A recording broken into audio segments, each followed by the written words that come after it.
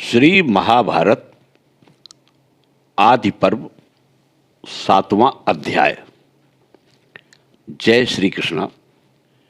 Shop से कुपित हुए अग्निदेव का अदृश्य होना और ब्रह्मा जी का उनके साप को संकुचित करके उन्हें प्रसन्न करना।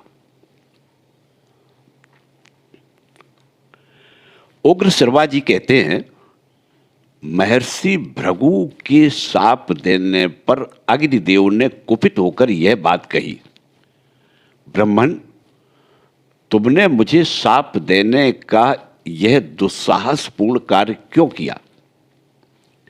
मैं सदा धर्म के लिए प्रयत्नशील रहता और सत्य एवं पक्षपात शून्य वचन बोलता हूं। अतः उस राक्षस के पूछने पर यदि मैंने सच्ची बात कह दी तो इसमें मेरा क्या अपराध है? जो साक्षी किसी बात को ठीक ठीक जानते हुए भी पूछने पर कुछ का कुछ कह देता, झूठ बोलता है, वह अपने कुल में पहले और पीछे की 7 पीढ़ियों का नाश करता, उन्हें नरक में ढकेलता है। इसी प्रकार जो किसी कार्य के वास्तविक रहस्य का ज्ञाता है, वह उसके पूछने पर यदि जानते हुए भी नहीं बतलाता, मौन रह जाता है, तो वह भी उसी पाप से लिप्त होता है, इसमें संशय नहीं है। मैं भी तुम्हें शाप देने की शक्ति रखता हूं, तो भी नहीं देता हूं, क्योंकि ब्राह्मण मेरे मान्य हैं।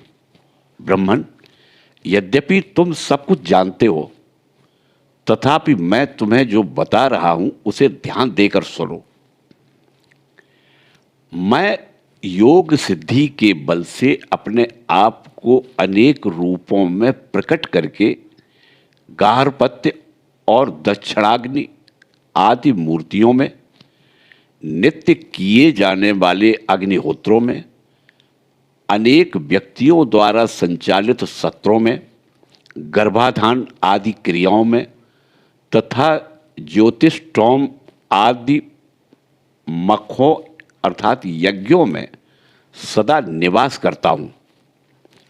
मुझ में वेदोक्त विधि से जिस हविष्य की आहुति दी जाती है, उसके द्वारा निश्चय ही देवता और पितृगण तृप्त होते हैं। जल ही देवता है तथा जल ही पितृगण है। दर्श और पौर्णमास याग पितरों तथा देवताओं के लिए किए जाते हैं। अतः देवता पितर हैं और पितर ही देवता है। विभिन्न पर्वों पर ये दोनों एक रूप में भी पूजे जाते हैं और पृथक पृथक भी। मुझ में जो आहुति दी जाती है, उसे देवता और पितर दोनों भक्षण करते हैं। इसीलिए मैं देवताओं और पितरों का मुख माना जाता हूं। अमावस्या को पितरों के लिए और पूर्णिमा को देवताओं के लिए मेरे मुख से ही आहुति दी जाती है और उस आहुति के रूप में प्राप्त हुए हविष्य का वे देवता और पितर उपभोग करते हैं। सर्वभक्षी होने पर मैं इन सब का मुख कैसे हो सकता हूं? उग्र शर्मा जी कहते हैं, महर्षियों, तदंतर अग्निदेव ने कुछ सोच विचार कर द्विजों के अग्निहोत्र, यज्ञ, सत्र तथा संस्कार संबंधी क्रियाओं में से अपने आप को समेट लिया। फिर तो अग्नि के बिना समस्त प्रजा ओंकार, बसटकार, स्वधा, स्वाहा आदि से वंचित होकर अत्यंत दुखी हो गई। तब महर्षिगण अत्यंत उद्विग्न हो देवताओं के पास जाकर बोले, पाप रहित देवगण, अग्नि के अदृश्य हो जाने से अग्निहोत्र आदि संपूर्ण क्रियाओं का लोप हो गया है। इससे तीनों लोकों के प्राणी किंकर्तव्य विमूढ़ हो गए हैं। अतः इस विषय में जो आवश्यक कर्तव्य हो उसे आप लोग करें, इसमें अधिक विलंब नहीं होना चाहिए।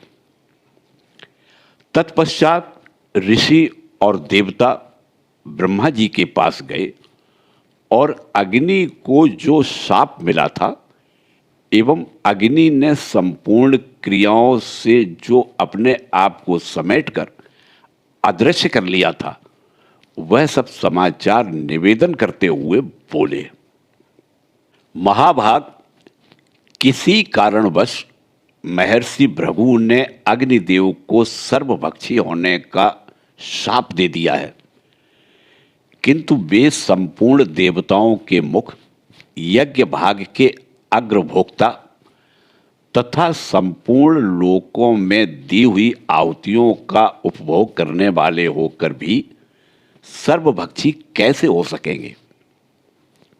देवताओं तथा ऋषियों की बात सुनकर विश्व विधाता ब्रह्मा जी ने प्राणियों को उत्पन्न करने वाले अविनाशी अग्नि को बुलाकर मधुर वाणी में कहा, हुताशन, यहाँ समस्त लोकों के सृष्टा और संहारक तुम ही हो।